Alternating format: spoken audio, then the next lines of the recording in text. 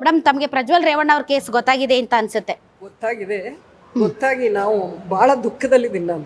ಯಾಕಂದ್ರೆ ಅನೇಕ ಹೆಣ್ಮಕ್ಳು ಮಾನ ಮರ್ಯಾದೆನ ಬೀದಿಗಿಟ್ಟಿರೋರು, ಇವರು ಒಂದು ರಾಜಕೀಯ ದೊಡ್ಡ ಫ್ಯಾಮಿಲಿಯಿಂದ ಬಂದಿರೋರು ಅನ್ನೋ ಕಾರಣಕ್ಕೆ ಅನೇಕ ಜನ ಕೆಲ್ಸದವರು ಅದ್ರ ಜೊತೆಗೆ ನಾಚಿಕೆ ಆಗೋದು ಅಂದ್ರೆ ಅವ್ರ ಅಪ್ಪನೂ ಅದೇ ಕೆಲಸ ಮಾಡ್ತಾ ಇದ್ನಂತಲ್ಲ. ಮಹಿಳೆ ದೂರ ಕೊಟ್ಟಿರೋದಂಗೆ ಮಗ ಅಪ್ಪ ಸೇರಿ ಇನ್ನೊಬ್ಬರ ಮನೆ ಹೆಣ್ಮಕ್ಳನ್ನ ಹೀಗೆ ಮಾನ ಮರ್ಯಾದೆ ಇಲ್ಲಿದ್ದ ಹಾಗೆ ಮಾಡಿದಿರಲ್ಲ, ನಿಮಗೆ ನಾಚಿಕೆ ಆಗಲ್ವಾ? ನಿಜವಾಗ್ಲೂ ನಾನು ಹೇಳ್ತೀನಿ, ಹೌದು ಇವರು ದೊಡ್ಡ ರಾಜಕೀಯ ಫ್ಯಾಮಿಲಿ ಅಂತ.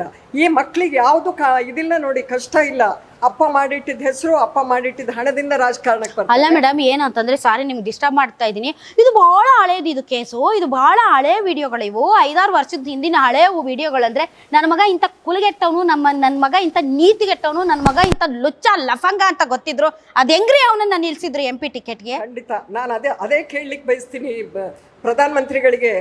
ಅವರು ದೊಡ್ಡ ಮಾಂಗಲ್ಯದ ಬಗ್ಗೆ ಒಂದೊಂದು ಗಂಟೆ ಲೆಕ್ಚರ್ ಹೊಡೆದ್ರಲ್ಲ ಮೊನ್ನೆ. ಇಷ್ಟಾದ್ಮೇಲೆ ಇವನು ಹೆಂಗ್ ತಪ್ಪಿಸ್ಕೊಂಡ? ಅವನಿಗೆ ಹೇಗೆ ಪಾಸ್ಪೋರ್ಟ್ ಇದೆ, ಇಂಪೋರ್ಟ್ ಮಾಡಕ್ ಆಗ್ತಿರ್ಲಿಲ್ವಾ ಸರ್ಕಾರಗಳಿಗೆ? ಕೇಂದ್ರ ಸರ್ಕಾರ ಮಾಡ್ಬೋದಿತ್ತಲ್ಲ. ಅದನ್ನೇ ಅಮಿತ್ ಶಾ ಅವ್ರು ಹೇಳ್ತಾ ಇದ್ದಾರೆ, ನನ್ಗೆ ನಾರಿ ಶಕ್ತಿಯ ಮೇಲೆ ತುಂಬಾ ನಂಬಿಕೆ ಇದೆ. ಏನ್ರಿ ಎಲ್ಲ ನಮ್ಗೆ ಕೇಳ್ತಾರೆ, ಪಂಚಾಯತಿ ಸದಸ್ಯ ಓಡೋದ್ರು ಕೂಡ ಮೋದಿ ಉತ್ತರ ಕೊಡ್ಬೇಕಾ?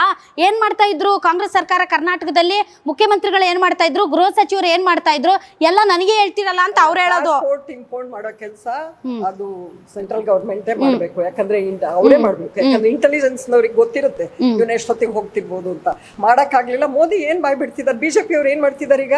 ತಣ್ಣಗಿದಾರ? ನೀವ್ ಹೇಳ್ದಾಗೆ ರಾಜಕೀಯ ಪಕ್ಷಗಳು ಇರ್ಬೋದು, ಒಬ್ಬರಿಗೊಬ್ಬರಿಗೆ ಈ ತರ ರಾಜಕೀಯವಾಗಿ ಫೈಟ್ ಮಾಡ್ಬೇಕು. ಮಹಿಳೆಯರ ವಿಷಯದಲ್ಲಿ ಮಾತ್ರ ಇವ್ರು ಈ ತರ ಒಂದು ನಿರ್ಲಕ್ಷ್ಯದ ಒಂದು ಮಾನ ಮರ್ಯಾದೆ ತೆಗೆಯುವಂತ ಕೆಲಸ ಮಾಡ್ತಾ ಇದಾರಲ್ಲ, ಅದ್ರ ಬಗ್ಗೆ ನನಗೆ ತುಂಬಾ ಸಂಕೋಚ ಆಗಿದೆ. ನಿಜವಾಗ್ಲೂ ಕಾನೂನು ಎಲ್ಲಿದೆ ರೀ? ಕೋರ್ಟ್ ಏನ್ ಮಾಡ್ತಿದೆ? ನಿನ್ನೆಯಿಂದ ಸಿಡಿಗಳು ಅಲ್ಲಿ ಇಲ್ಲಿ ಎಲ್ಲ ಅದನ್ನ ತೋರ್ಸ್ಬಾರ್ದು, ಅವ್ರ ಮುಖ ಬ್ಲರ್ ಮಾಡ್ಬೇಕು, ಅದನ್ನ ತೋರ್ಸ್ಬಾರ್ದು ಅಂತ ಒಂದ್ ಡೈರೆಕ್ಷನ್ ಕೊಡಕ್ಕಾಗಲ್ವಾ? ನಿಜವಾಗ್ಲೂ ನಾಚಿಕೆ ಆಗ್ತಿದೆ. ನಿಮ್ಮ ಮೊಬೈಲ್ ಇಂದ ಏನಾದ್ರೂ ಈ ವಿಡಿಯೋಗಳನ್ನ ನೀವೇನಾದ್ರೂ ಶೇರ್ ಮಾಡಿದ್ರೆ ನಿಮ್ಗೆ ಸೈಬರ್ ಆಕ್ಟ್ ಅಲ್ಲಿ ನಿಮ್ಮನ್ನ ಜೈಲ್ಗೆ ಹಾಕ್ತಿವಿ ಅನ್ನುವಂತ ಒಂದು ಏನಾದ್ರೂ ಮಾಡ್ಬೇಕಲ್ಲ ಸರ್ಕಾರಗಳಾದ್ರು. ಅಲ್ಲ, ಇವರು ಬೇಕಾಗಿರೋ ವಿಡಿಯೋಗಳನ್ನ ಬೇಕಾದ್ರೆ ಅದು ಹರಿದಾಡ್ದಂದ್ರೆ ಏನ್ ಬೇಕಾದ್ರೂ ಮಾಡ್ಬಿಡ್ತಾರೆ. ಅಲ್ಲ ಮೇಡಮ್, ಅವನು ವಿಡಿಯೋ ಮಾಡ್ದ, ಅವ್ನು ಕೆಟ್ಟ ಕುಲಗೆಟ್ಟವ್ನು ಬಿಡಿ, ಅದನ್ನ ವಿಡಿಯೋ ಮಾಡಿ ಪೆನ್ ಡ್ರೈವ್ ಅಲ್ಲಿ ಬೀದಿಯಲ್ಲಿ ಹಾಸನದ ಬೀದಿಯಲ್ಲಿ ಇದನ್ನ ಬಿಸಾಕ್ಬಿಟ್ಟು ಎಲ್ಲರ ಮೊಬೈಲ್ ಅಲ್ಲಿ ಹರಿದಾಡೋಂಗ್ ಮಾಡ್ಬಿಟ್ಟು ಆ ಹೆಣ್ಮಕ್ಳು ಇವಾಗ ಹೆಂಗೆ ಮೇಡಮ್ ಅವ್ರ ಪರಿಸ್ಥಿತಿ? ಬೇರೆಯವ್ರ ಮನೆ ಹೆಣ್ಮಕ್ಳನ್ನ ಇವರು ಪ್ರಚಾರಕ್ಕೆ ಉಪಯೋಗಿಸ್ಕೊಳ್ತಿದ್ದಾರೆ. ನಾಚಿಕೆಡಿನ ಕೆಲಸ ಅದು. ಯಾರೇ ಸಿಡಿ ಮಾಡಿರ್ಲಿ, ಈ ಸಿಡಿನ ಹೀಗೆ ಹರಿಬಿಟ್ಟು ಹೆಣ್ಮಕ್ಳ ಮಾನ ಮರ್ಯಾದೆ ಎಲ್ಲ ಮೂರ್ಖಾಸ್ ಮಾಡಿದ್ರಲ್ಲ, ಆ ಹೆಣ್ಮಕ್ಳು ನಾಳೆ ಜೀವ ಇಟ್ಕೊಂಡು ಇರಕ್ಕಾಗತ್ತೇನ್ರಿ? ಎಷ್ಟು ಜನ ಈಗಾಗಲೇ ಆತ್ಮಹತ್ಯಾ ಪ್ರಯತ್ನದಲ್ಲಿ ಇರ್ಬೋದು.